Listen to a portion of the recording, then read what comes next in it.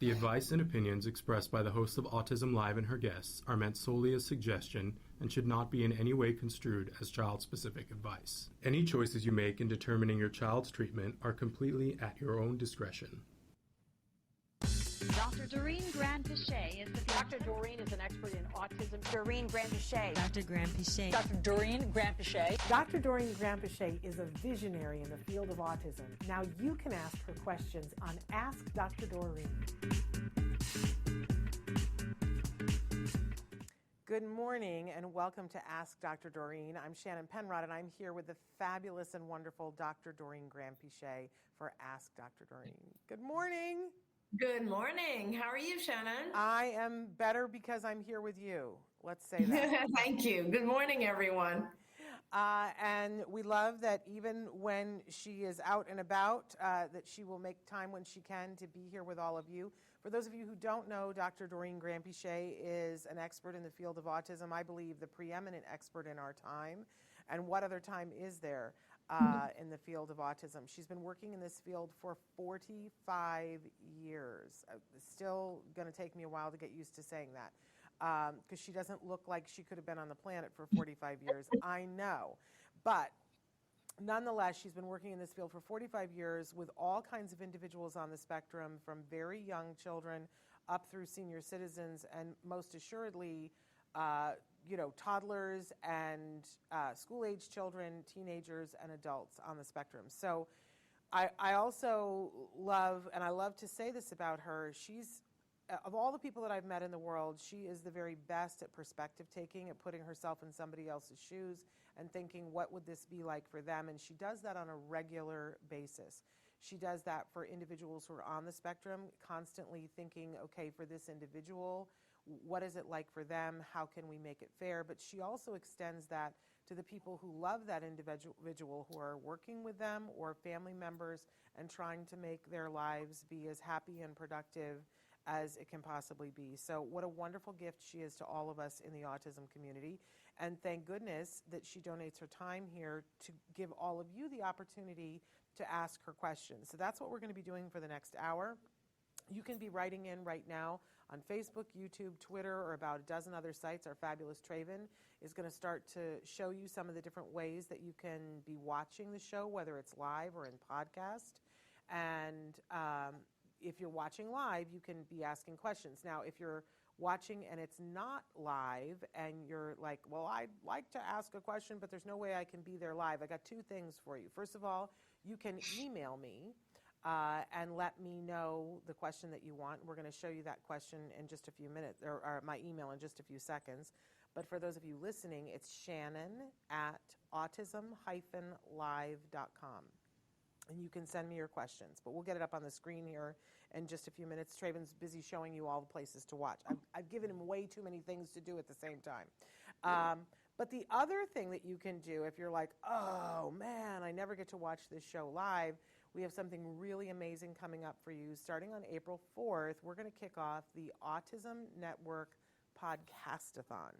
And we are going to start, it's a Tuesday, we're going to do an Ask Dr. Doreen in the morning, and then that afternoon at 3 p.m. Pacific time, we're going to go live, and we're going to stay live, fingers crossed, for 44 straight hours. No interruptions. And during that time, you are going to get many hours with Dr. Granpeesheh that you should be able to get all your questions answered. She's going to do some shows that are very specific on specific topics, one on anxiety and one on potty training. She's going to do some shows where she's going to introduce you to some of the people that have been a huge influence in the time that she has spent in this field, and interview them herself, because I can't wait to see those. But then there are going to be several hours where it's pure Ask Dr. Doreen, and you can be writing in your questions to any of those hours. So I'm really looking forward to that. It's all free for all of you. We are getting sponsors right now. If you know somebody who'd like to sponsor any of those hours, please put them in touch with me. By the way, I'm saying good morning to Andrea, Autism Journey with Elijah. We're so glad to see you. You made it today. And we're saying hello. Yes, that's because there's several questions from both Andrea and from Autism Journey with Elijah. So, but if you're also watching and you're like, you did not say my name, like Romper Room, that's because you haven't written into the chat yet. So please write in on whatever platform you're in. You might be on Facebook, YouTube, Twitter. Write in, and I can see it in real time and share that with Dr. Granpeesheh. So, Dr. Granpeesheh, shall we kick it off with what the topic is, or is there anything that you would like to say before we start? We can go into the topic, but I see that Andrea has asked if you could increase your volume. Okay, we're going to send that message over to Traven, and I will speak louder because heaven knows I'm incredibly capable of that. Is that better, Andrea? Let us know if that is better for you. I also didn't give the disclaimer, which is that although Dr. Granpeesheh is the expert that I would trust with any question in the field of autism, there is no expert who can give individual specific advice in this particular format. So please send in your questions, be as specific as possible, including tell us like where geographically you are. You don't have to give us your address, but what major cities you're close to, so that Dr. Granpeesheh will have an idea of what resources might be near you. And understand that she will be answering your question with the information that she has, which is not the same thing as if you have eyes on the situation. It will, however, help you to go back and ask more questions and ask questions of the expert who does have eyes on the situation. Hi, we're saying hello to Lou ZC. Okay, our topic, though, today is my child isn't making progress. What have I overlooked? Which I love talking about this topic with Dr. Granpeesheh because she is the master at this. The first question is, and then we're going to open it up to questions you guys are already sending in and questions that you're about to send in. But the first question is, my child is about to be 5. We have been doing ABA for the last 2 years. We started during the shutdown with just parent training, but now he goes to the center 3 afternoons a week for 2 hours. He is on the gluten-free, milk-free diet. I feel like we're doing everything right, but he is still only saying about 5 words. We are still having lots of hitting and aggression towards his baby sister, and no one can get any rest. He is often up all night for days on end. What am I missing? Please help. And I'm sending this parent a hug right to start. But I'm so glad that they wrote in this question, Dr. Granpeesheh, because you could take the whole hour on this, could you not? Yeah, really could.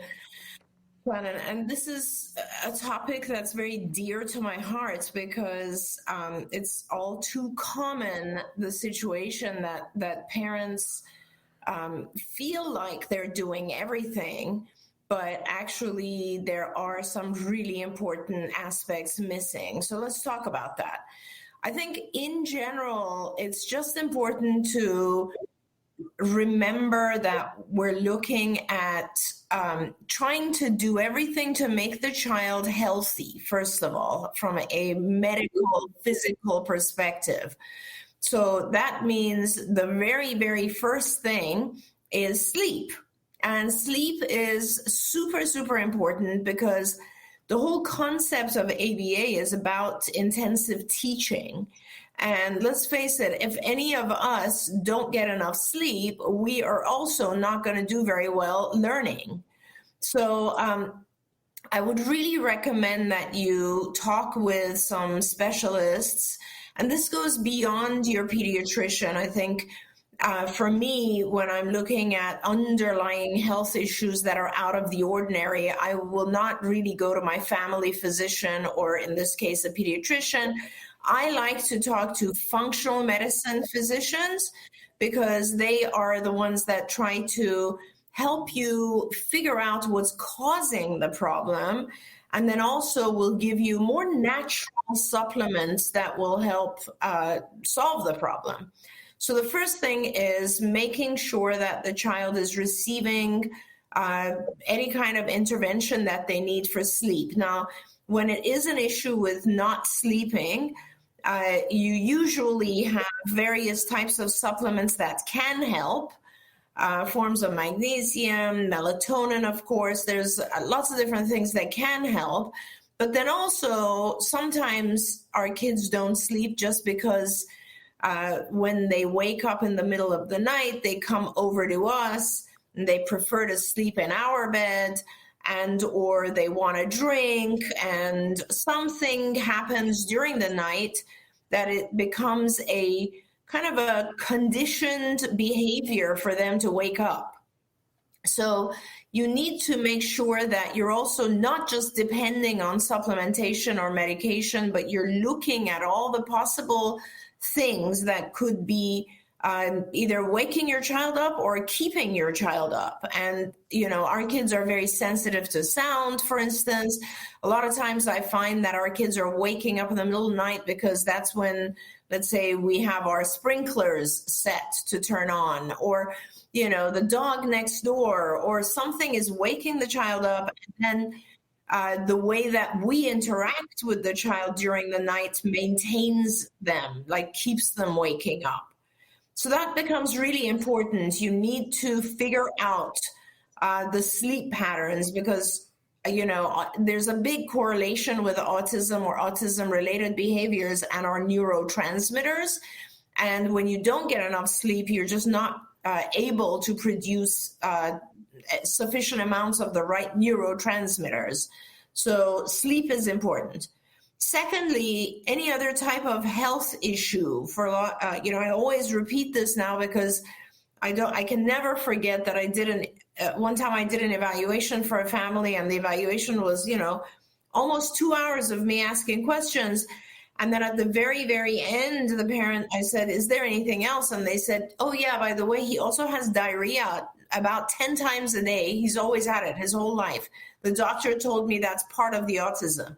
It is not. It is not. Any kind of gastrointestinal issues, any kind of abdominal, whether it's inflammation, redox, just irritation from various foods, all of those types of things need to be handled and dealt with, because again, these are things that are not only keeping the child uncomfortable, but also possibly affecting the immune system, which is mostly in the GI tract.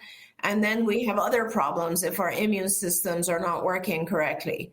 So health is very, very important. Along with health comes diet.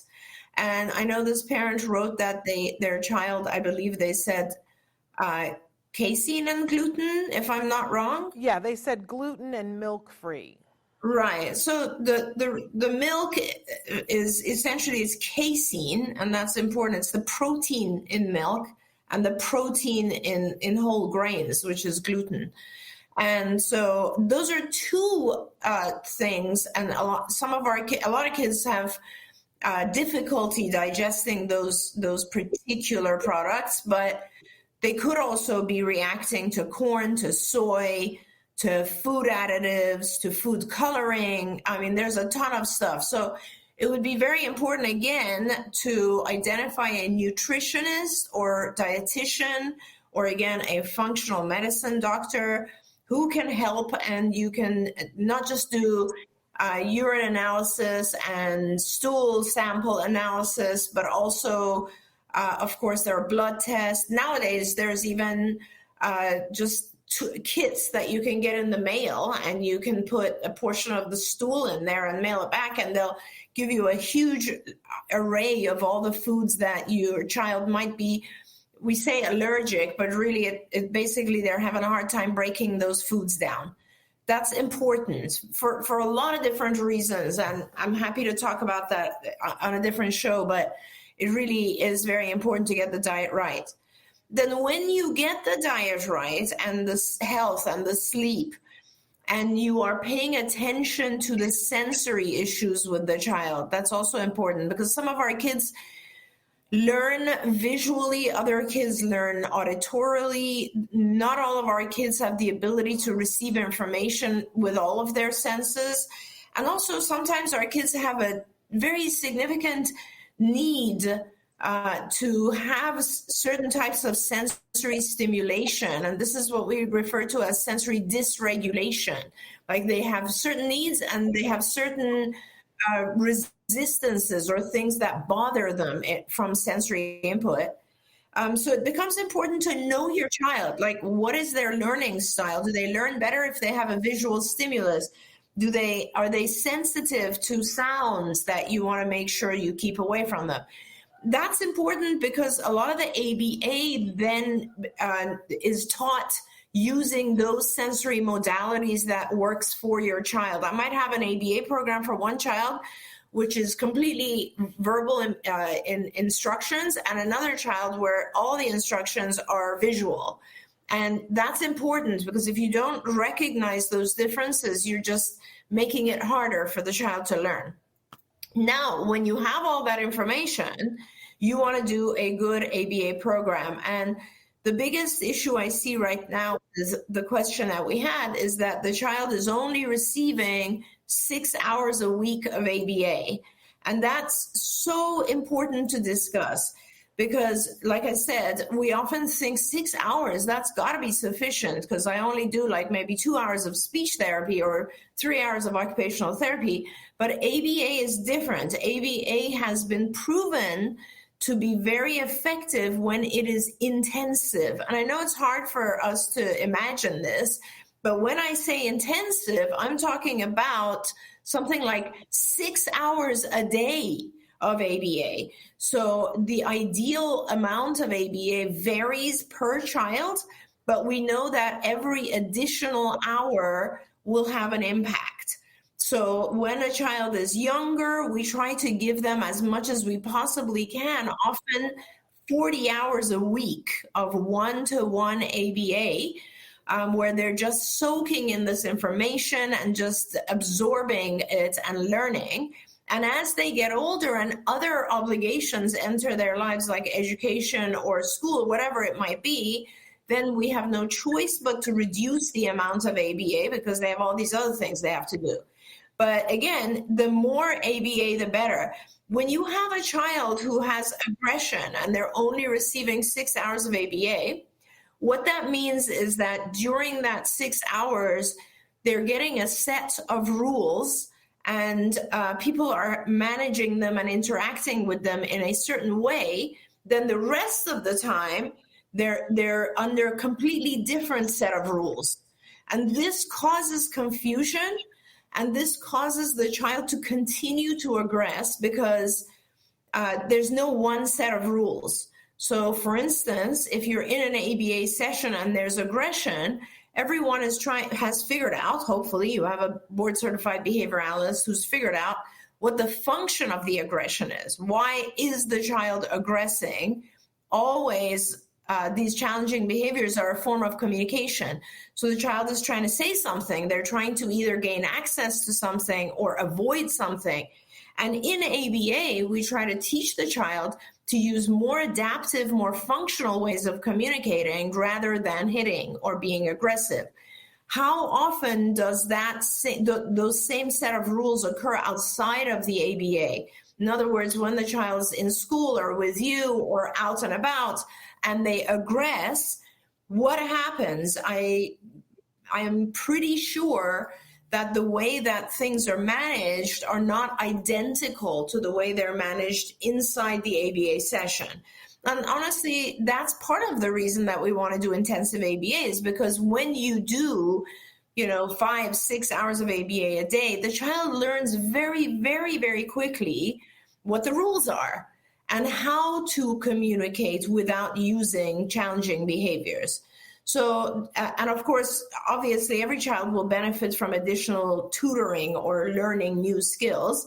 So my biggest suggestion to this viewer is increase your ABA hours right away, as much as you possibly can. And that is probably the best thing you can do right now.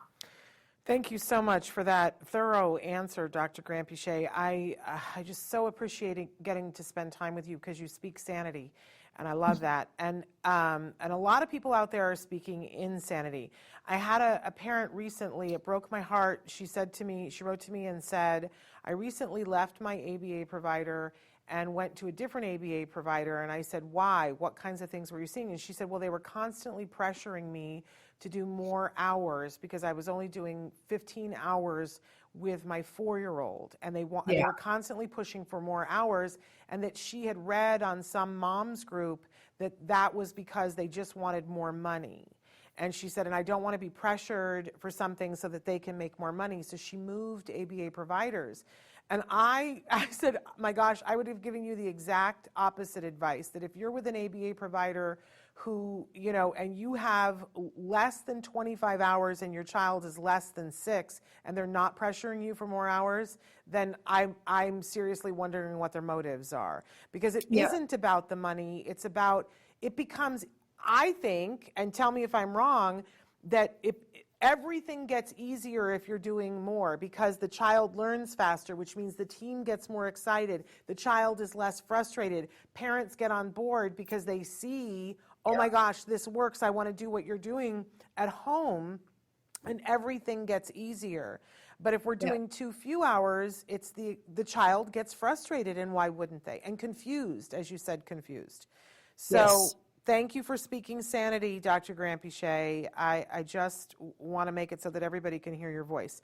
Okay, let's Shannon, I also, I guess people don't realize that if it was all about making money, there are thousands of children waiting on these wait lists. So this supervisor who is insisting you should do more hours could also do more hours with other kids, right? Yeah. So that's how that argument is out. And parents should also know that payers, insurance companies, argue with our supervisors against giving a child more hours, because from the payer's perspective, the less they pay, the better. So they actually don't want to give intensive hours. So kudos to whoever the supervisor is who's arguing with you and telling you you need more hours. They're simply only doing that for your child's benefit. It's not for their own benefit. The payer will be angry with them. It's harder to staff intensive hours. So they're doing it only for your child's benefit. So think of it like that person is Norma Ray. You're willing to fight for your child. You want to keep them. Okay. Andrea's got a question for us. She says, actually, I have two questions. First, what is the average number of trial sets per hour for a 3.5-year-old who's been in ABA full-time for 6 months? Second, if I switched my son's ABA clinic, how much of a setback can I expect? And do you advise against doing this? That's great. I love that question. Mm-hmm. The reason I love this question, Andrea, is that this is clearly coming from some BCBAs will be talking about things like there should be X number of trial sets per hour. And that is not something that I support. Every child is different, and every lesson is different. So for instance, if I'm teaching a child, some children, I want to give you lots of different examples. Some children have what's called a slower response time. So they are responding, but they just need a little bit more time to think. And it's very important for the providers, for the clinicians to know that, to learn that about the child, because what happens is I give an instruction. I have to be able to wait long enough for the child to respond. It can't be too long, because then the child will either get distracted or do some sort of challenging behavior, or they'll learn non-response. But it also can't be too short of a time, because if it is too short, then I am never giving the child the chance to think and get a response across and then get their reward. So it's super important. I tend to be one of those people that wants our kids to answer fast, so I'm always trying to keep the pace fast. But when I observe children, I've learned, like I have a child right now that I observe the team, and the team gives the child a lot more time, and his success rate is higher just because they give him more time to process. So it is very important for your team to identify what's the processing time of the child. So that obviously will alter the trial sets. And trial sets are not important. Trial sets are like 10 trials per whatever. And here's the other thing I want to tell you about trial sets. If it's a very easy lesson, like for instance, matching of objects, which is like sorting, you will have many, many more trial sets than if it's a very difficult lesson, like an intraverbal or, something that involves a series of actions or a series of, or a long response, or some sort of social skill or conversational skill, or if you're in an NET type program. I mean, there's a million reasons why the number of trial sets per hour will vary. So if someone is telling you there's got to be X number of trial sets per hour, you need to go back and say, well, what if it's an easy lesson or it's a harder lesson? What if the lesson requires more processing time versus less processing time? And all of those types of things interact with the child's response level. So that hopefully will answer your first part. The second part is sometimes you just have to switch. And you find that you're not getting along with whoever the people are at that particular clinic. Sometimes you have great clinical staff, but not very good operational staff managing the clinical staff.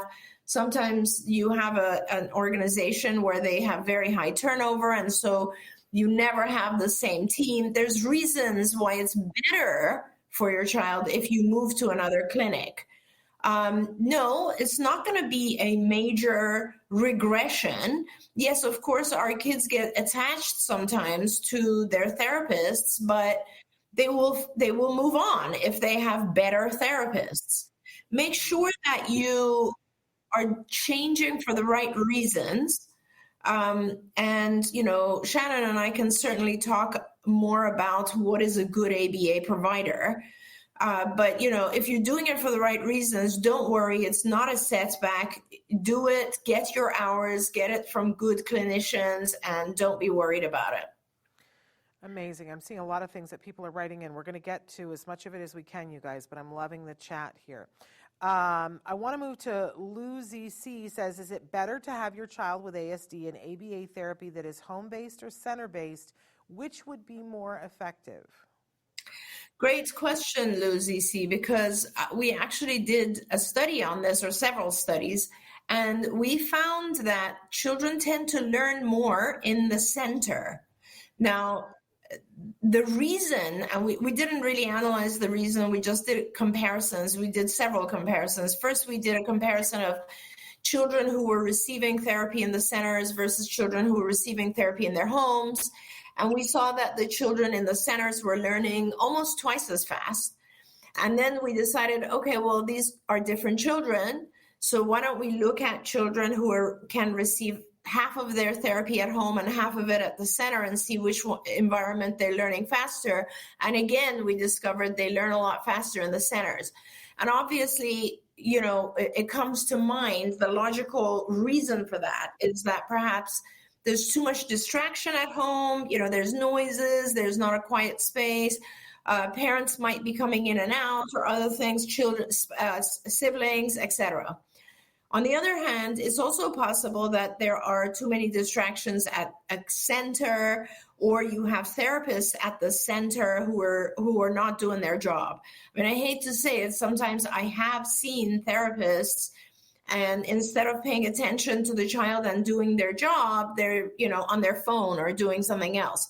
So whichever location, as long as it is a environment that is good, so it's quiet, the child has all their stimuli, they have all their reinforcers, and you have a therapist who is actively engaged with the child, doing what they're supposed to be doing. And if they have questions, they have access to someone. So a lot of times a therapist might have questions and not have access to a supervisor. It doesn't matter. Even if they're in your home, they can always pick up the phone and call a supervisor. But as long as the environment is good, it doesn't really matter. That being said, a lot of the research showed that they learn faster in the centers. And I believe that's just has to do with those factors, distraction and all of that. Can I add 2 asterisks to that from my opinion? Because Of course. I love the center-based, and when I saw those first studies that came back, I was like, oh, because I didn't have the option of center-based. But I Right. think that one of the other benefits from the center-based is that parents get a break. That you know, when you're home and your child is home, you're not getting a break, but when your child goes to the center, you also get a break. And I think that that can be really helpful, but here's my asterisk. If Right. you take your child to the center, you have to find the way to learn what it is that they're doing at the center. Up your parent training, ask if you can come in and observe, ask them to show you what it is that they're doing, and make it your business to learn that. I think what a lot of parents do is they switch to center and go, oh my gosh, now I have a break, and they're thrilled with the break, as they should be, but then they miss out on what's happening. So don't miss out on what's happening. Learn what they know at the center. And the other thing is, what I've seen is that a lot of centers, they're like, we do therapy at the center, and so the child, there's no community outings, and some people get very rigid about that. Make sure that you're still getting community outings when it's appropriate. Your insurance will also pay for that, that your child needs to be other places doing what they're doing than just at the center. So those are my two things for parents to keep in mind. Do you want to comment on that, Dr. Granpeesheh? No, I totally agree with you. Well said. That's really important. Okay. Then moving on, Stephen has written in, good evening from South Africa. When do you know it's time to stop ABA? My son is 6 and has been at it for 3.5 years and has done so well that his main problem now is some pronunciation. He goes on to say, just want to say, this is going to make me cry. I know, I just saw that comment and it made me emotional too. Right? Just want to say that a couple of weeks after my son's diagnosis, I saw an old video of Dr. Granpeesheh talking about recovery so passionately. I think that moment changed the course of my son's life.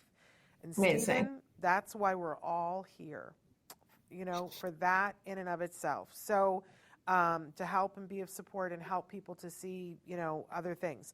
So, I'm with you. Dr. Granpeesheh changed the course of my son's life too. So, sending you hugs and hearts. I get it. Okay, but he is 6 and has been at ABA for 3.5 years, and now he's having some problems with pronunciation. Dr. Granpeesheh, when do you know it's time to stop ABA? I love that, all of those, and thank you for that comment, Stephen. That is very meaningful to me. I don't recommend stopping without having done some assessments.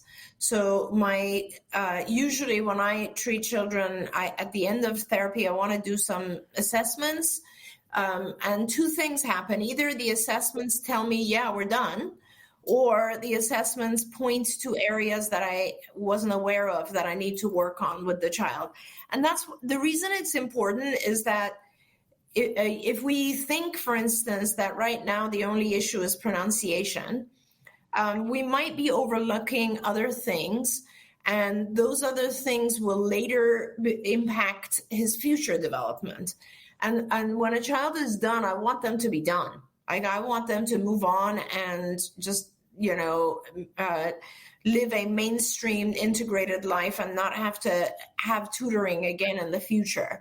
So the assessments that I think are important, I always conduct a Vineland adaptive behavior scale. I really love the Vineland. It's very easy. It's a questionnaire, but it really helps you kind of identify like little areas that might be behind the norm in adaptive behavior. So all day-to-day behavior, and it's important. So that's good. It also has a communication subsection, which helps with how well the individual is communicating. But in addition to the Vineland, I definitely want to do a language test. Language tests will vary based on the child's age. So, typically you're looking at something like a TOLD, or a very advanced language test, which is higher than the age of 6, I believe, is a CELF, CELF. You don't need to go very advanced, but you want to make sure that, I'm not talking about just speech, I'm talking about advanced language. So understanding language and being able to describe things correctly and relay information correctly and so on. So a good language test, and you can go with any speech therapist, would generally be able to advise on that, or a developmental psychologist. And let's see, adaptive language, I think you would want to do a social skills test. There are several, the SSRS, there are a few social skills tests. Any psychologist, again, speech paths as well, should be able to advise on which one is appropriate for your child's age. And different countries use different ones, so I want to do a social skills test. And then maybe you want to fill out a test called the brief. It's kind of a parent questionnaire. There's a teacher version as well. And that'll measure more advanced skills like executive functions. So, if you go through and do those and you find that, or there's another really good test called the test of pragmatic language, TOPL. There's another really good test called the test of problem solving, TOPS. Those are quick question, like they're faster tests to administer to the child. And if you do a whole I would usually do that. That was my kind of battery. I would do a TOPS, a TOPL, a language test, a social skills test, and then adaptive. And of course, I always liked to also administer an IQ test annually, just so that I could make sure the child is progressing in all the areas they're supposed to. That's a huge battery of tests. And if you can find a psychologist who can do those tests for you, and you come back and you're like within, one standard deviation of the norm, so that's the normal range, then you really don't have anything to worry about. Otherwise, if you've come back with certain areas just being, more than one standard deviation below the norm, then you want to start to focus on those areas before you stop ABA. And that has helped me hundreds of times with kids where the parents felt like things are finished, but really we still had some areas that we needed to work on. In fact, I think a parent, Christina Adams, in her book, About a Boy, is that the name? I always get the name wrong. A Real Boy. A Real Boy. She actually talks about this because she came to me and said, I think he's done. And then we did these tests and we came back and said, no, there's a few more things to work on. And we continued working for over a year. And then we were done. And so I think that's really important for you to do as well. Amazing. I want to say, Parker, I'm glad to see that you're here because I wasn't sure. I have your question and I'm going to ask it in just a second because Parker emailed his in ahead of time. But first, I want to acknowledge, excuse me, Autism Journey with Elijah. I want to say, first of all, what an amazing individual that Dr. Granpeesheh had the opportunity to be a guest on her live Facebook feed a couple of weeks ago, and it was amazing. I just want to say you asked the best questions. You really did. I mean, it was really kind of amazing. And both of you were amazing, both this parent and Dr. Granpeesheh.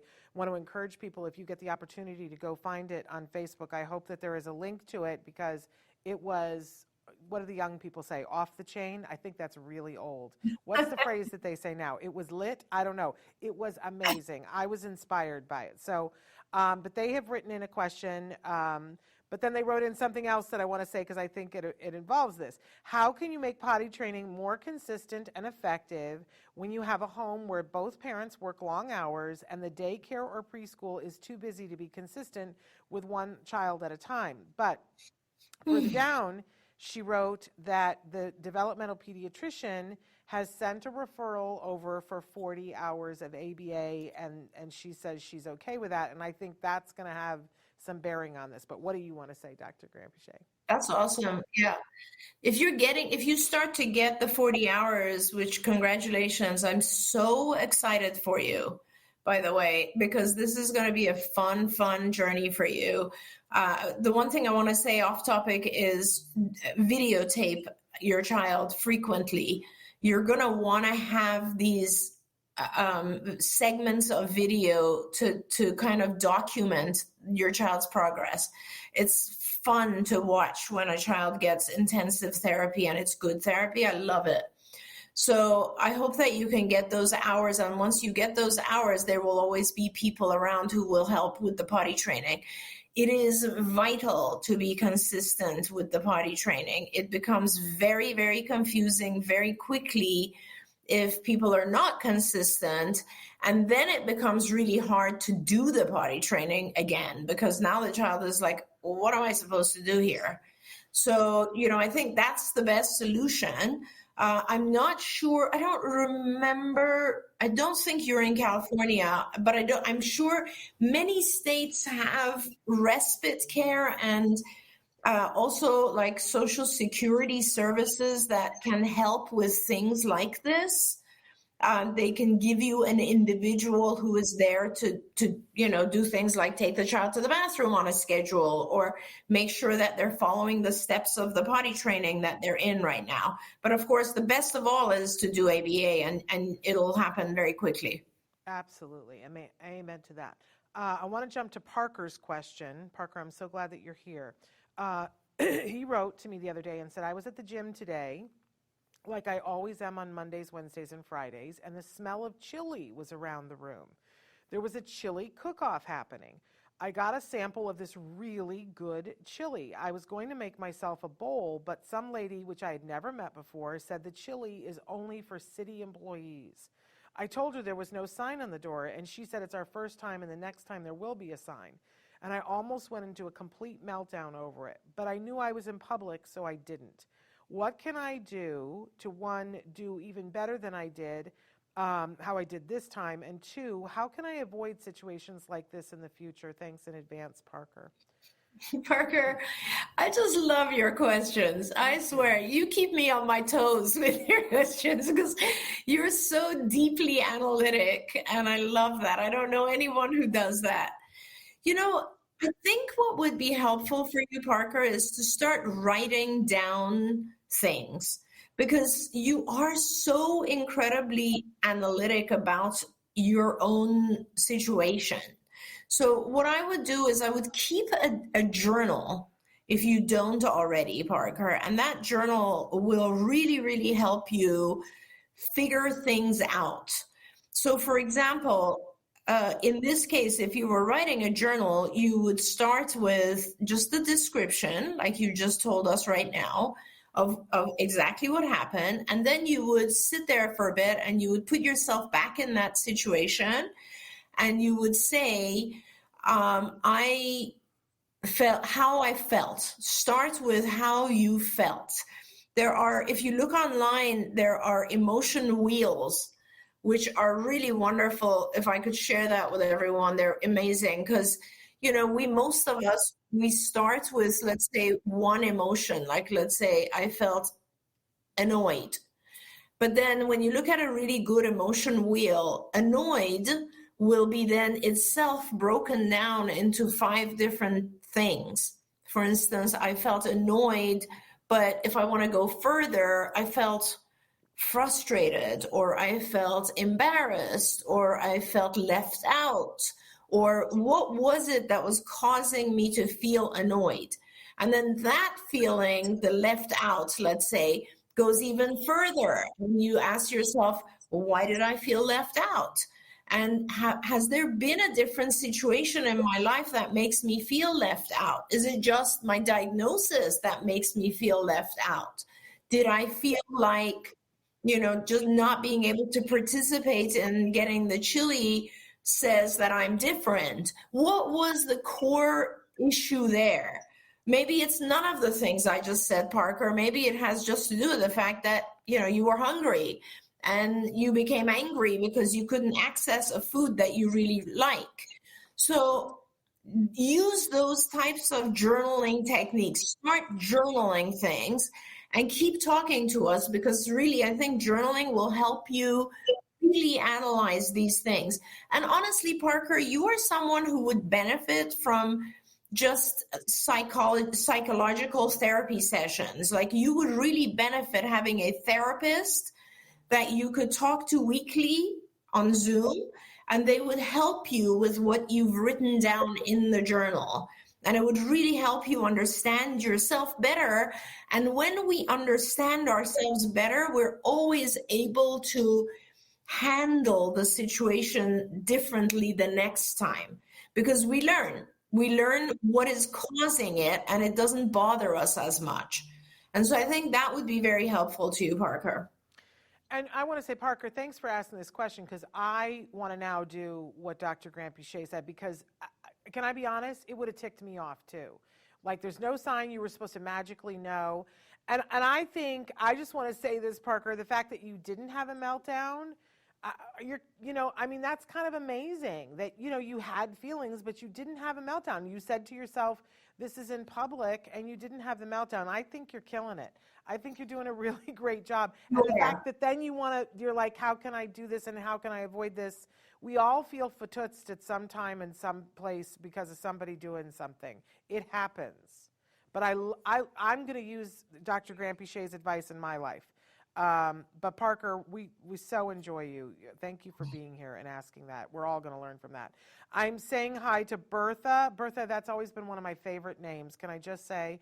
And to Miriam. Miriam says, hi, thank you for the videos. Does Dr. Granpeesheh do online ABA or consultations for people who don't have immediate access to ABA? And can you please provide emails? Thank you. What do you want to say about that? Yeah, absolutely, Miriam. I would love to do a consult for you. I generally will do an evaluation, like probably no more than once a year for a child, and I'll give you feedback and direction. But I also do have access to fantastic BCBAs who do this on an ongoing basis. So for instance, if you have a team of therapists and you need someone to oversee or supervise the team and give them guidance, I know people who I can refer to you as well. So, but yes, Shannon, please send Shannon an email and we will schedule a Zoom evaluation if you like. So my email for everyone is Shannon, SHANNON at autism, I know you guys all know how to spell that, -live.com. It's that dash in the middle, live, LIVE.com. So Shannon at autism-live.com. And then I will forward that to Dr. Granpeesheh and her team. Also saying hello to Amanda and her Blue Hearts and Michelle. Amanda had, and by the way, Michelle.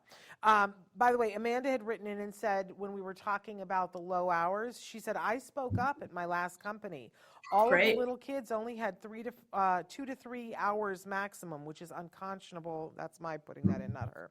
I even told the parents of my clients, ask for more hours. I gave them the research and I told them it wasn't enough. It probably made the company think twice about hiring an RBT that was also an ASD parent, but I had to advocate for those kids. Good job. Yes, amazing job. And I have to say, if there is a company that doesn't want to hire an RBT that is advocating for more hours, I would say, Amanda, that's not going to work out for you because you are a person who's about helping people and doing what is ethically best. So you're not going to work out at that company if that's not what they're about. But my goodness, somebody should be all over themselves to want to have an RBT like you because you are amazing. Andrea wrote back in and said the only reason for wanting to switch her clinic was because of the drive. We drive 1 hour there and 1 hour home. And Andrea, I feel you on that because that's an hour that's 2 hours a day that your child could be doing other things. Yeah. And also, Andrea, evaluate though, if you're going to change, like make sure that you have a clinic nearby that is going to provide you with high quality therapists, BTs who are and enough hours and high quality supervision, and that they also are open to all the other interventions that you are doing. One of the things I get quite upset about is to this day, we still hear ABA clinics where BCBA doesn't know anything about functional medicine and doesn't even want to hear anything about the dietary restrictions a child might have. or any of the interventions that the family is doing on the health side. So make sure that you have ABA supervisors, and if you're switching to a clinic, it's a clinic that understands that you have to treat the whole child and is willing to learn about all these other interventions. Wonderful. I do want to say that Rosemary had written in when we were talking about center or at home and said we do 3 days center and 2 days at home. And I love the home because I learn what to do at home. And that's amazing. Wonderful. When you said about make sure that you videotape when you're starting ABA, Amanda said, yes, video. It's lovely to look back now and see how far my son has come. I agree with that. I didn't videotape enough because sometimes you're videotaping things that are hard for your child. I wish I had videotaped more, so amazing. Fortune says, hi, our insurance approved 8 hours of ABA for our daughter, but I can't find any agency that can provide that. We started 4 hours last month with one agent that promised the full 8 hours soon. Unfortunately, our RBT quit without notice to us or the agency. Now we are down to 0 ABA. I'm thinking about working with 2 different agencies to get the full, and she put 49 hours a week. So I don't know if they were saying 8 hours a day, but what are your thoughts about trying to piece it together with 2 different agencies, Dr. Granpeesheh? Yeah, I mean, there are a few difficulties when you're working with 2 different agencies. Just scheduling being one of them, but also technique, and it's hard to explain this because ABA has a lot of different factors that are important, and 2 supervisors, 2 BCBAs might have completely different styles. Not to mention that 2 different agencies might be using 2 completely different curricula. So it is really important that there be consistency in the overall program. I don't really recommend 2 agencies. It is a lot of work trying to get them consistent with each other. But on the other hand, I really want your child to have more hours. So one way to do it, if you were to go, first of all, most agencies don't agree to you having another agency. But if you find 2 agencies that are willing to work with each other, then I highly recommend that you separate the actual complete curriculum areas. So in other words, you would have one agency working on, let's say, language and social skills, the other agency, for instance, working on adaptive and challenging, split the issues so that they're not stepping on each other. That becomes its own problem.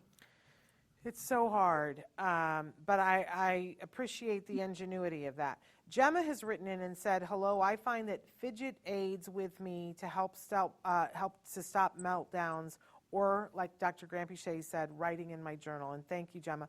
I love all the support that you guys have written in for Parker and the suggestions and the good jobs. Absolutely amazing. Brian has written in and said, good morning, Shannon and friends, and their whole family with their 6-year-old are extending hugs to all of us.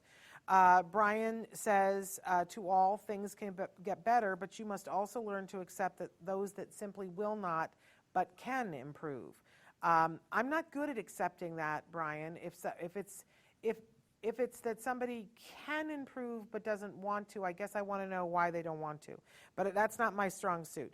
But Brian goes on to say, Doctor, any thoughts on post-ABA, when a child becomes basically graduated and needs help with things that ABA cannot address, which is a great question.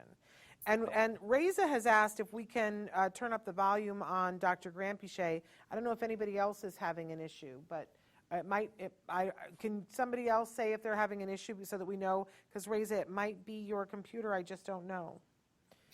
And I'm happy to increase my volume, but right before the show, our producer asked me to reduce our volume. So, okay, so others can hear. I'm glad, because I hate it when we have technical issues that are not allowing you guys to hear us. So going to the issue of, what are post-ABA things? And I guess, Yeah, I think it doesn't matter what the issues are as long as you think about how to get help. So, for example, I have some of our graduates who will have, they still have problems on the social realm. And so for them, it becomes vital, depending on your age again, to have like a social skills program or group. And that could be at any age. And as long as parents are able to help accommodate that, just having a social activity with peers is very helpful. And of course, there are people who can moderate and help that as well. Then there are individuals who might leave an ABA program and still have, like, let's say, anxiety associated with different situations in life. And I really recommend that they gain therapy services. So see a psychologist, probably a cognitive behavioral psychologist, because cognitive behavioral therapy is very similar to the end of ABA. And so that's a very good continuation so that you can gain help with those types of issues. Whatever the issues are, it just like anyone else. I think, I look at ABA as intensive tutoring. That's how I look at it. And if any child, let's say a typically developing child, has issues with one thing or another, it could be anything. It doesn't matter, math or, play skills or a sport or a hobby, whatever. We get tutoring for our kids. And when they're done, it doesn't mean that they are done with every other issue in life. They might have other needs that come about later in life. And, for example, a lot of our kids, when they finish, years later, they come back and get vocational training for a particular job, or they gain access to, how do I send in a resume? How do I actually apply for a job? Things that we wouldn't normally be teaching a child at the age of 10, let's say. So, you continue, you find the resources, and you keep going with those things. Wonderful. And I'm just going to say, my son graduated from his ABA program at 8, and every child is different. But the best piece of advice that I got for that next couple of years was a mom whose child had also graduated, and she said, your job right now as a parent is to keep dipping him into the friend realm, because you want him to have as big of a group of core friends who accept him as you possibly can to get through junior high and high school. And you got to start as early as you possibly can. And her advice was to become the house that everybody wanted to get an invitation to. That we all know that house from when we were growing up, the mom who will allow you to have the popcorn fight in the living room, the mom, who looks the other way if somebody says a swear word, the mom who orders milkshakes to be delivered. She was like, you make that your house. You want people to come over. And she said, and accept that some friends aren't going to stick, because not everybody is going to stick in anybody's life. But she was like, make your house the fun place and start inviting one kid at a time. She told me to look around the neighborhood and to find either the kid who was an only child whose mother was desperate for time to go to the beauty parlor or to go shopping, or to find the kid who was the middle kid of a whole bunch of kids, and that the mom isn't going to notice if the kid is gone all the time, and make your house the most reinforcing place for that. And I found both of those kids, and we would do all kinds of things with those two kids. And I always think back to what amazing teachers that both of those young men were to my son, because they would just like brothers would be. They would go, dude, why are you doing that? Like, do this instead. And they taught him, and got him set up for friends. So I just loved that advice. And I took it really to heart and made our house the fun place. But Brian says distraction and focus on task problems are very real impairments despite abilities, and it holds their son back. We have to tackle that, but we're trying to deal with that. So, but that sounds a little to me like maybe they're not done with ABA. What do you think, Dr. Granpeesheh?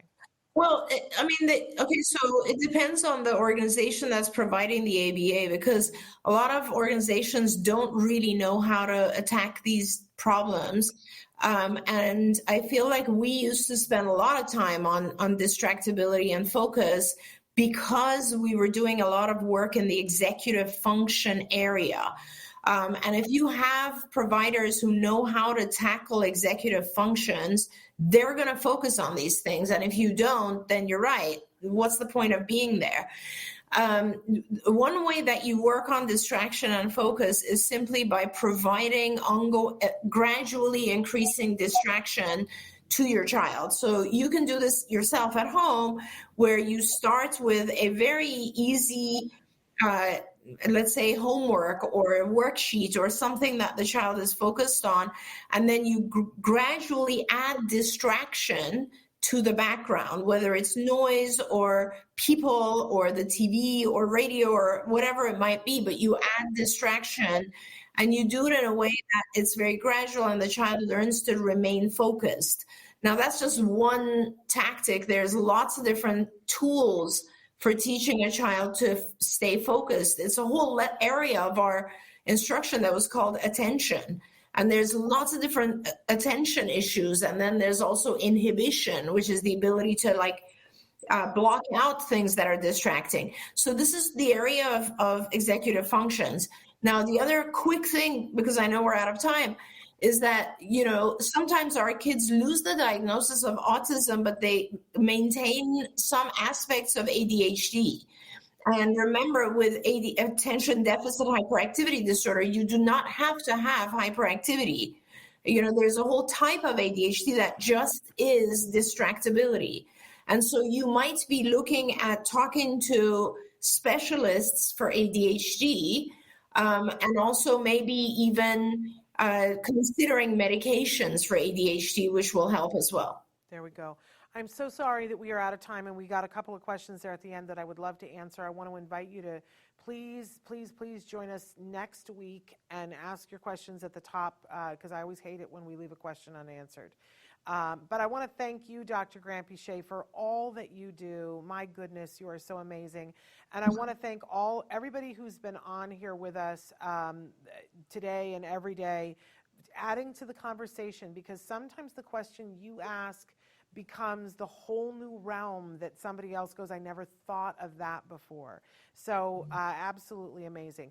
We are going to be leaving you now, and then we're back tomorrow. And tomorrow we've got a bunch of parent-to-parent tips for you to how to not only survive, but also thrive during the school break, because a lot of you are on break this week or next week or the week after, and how we keep things going. So we've got some advice for you tomorrow. Then we have Let's Talk All the Things with Rachel that's going to be happening on Friday, and Stories from the Spectrum on Thursday.